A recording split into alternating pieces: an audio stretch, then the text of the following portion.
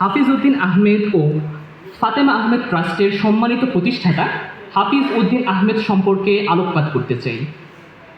হাফিজ উদ্দিন আহমেদ নরসিংদীর শিবপুরে জন্মগ্রহণ করেন এবং 1935 সালে কলকাতা বিশ্ববিদ্যালয়ের অধীনে চরসিন্দুর জর্জ ইনস্টিটিউট থেকে প্রথম বিভাগে ম্যাট্রিকুলেশন পাশ করেন।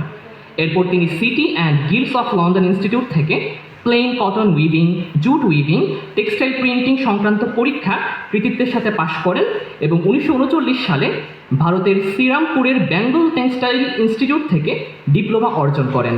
এই ডিপ্লোমা বর্তমানে বিএসসি ইন টেক্সটাইল ইঞ্জিনিয়ারিং ডিপ্লোমার ডিগ্রির সমতুল্য। 1959 সালে তিনি যুক্তরাজ্যের ডান্ডি টেকনিক্যাল কলেজে জুট ম্যানুফ্যাকচার অ্যান্ড জুট উইভিংয়ে ডিপ্লোমা অর্জন করেন। ভারত সরকারের অধীনে 1942 থেকে 1946 সাল পর্যন্ত ডিপার্টমেন্ট অফ ইন্ডাস্ট্রি অ্যান্ড সাপ্লাইয়ে কর্মরত ছিলেন। বাংলাদেশে ফিরে 1953 থেকে 1963 সাল পর্যন্ত ঢাকায় আজকের এই বুটেক্স, যা কিনা টেক্সটাইল ইনস্টিটিউট হিসেবে তখন ছিল, সেখানে শিক্ষকতা করে।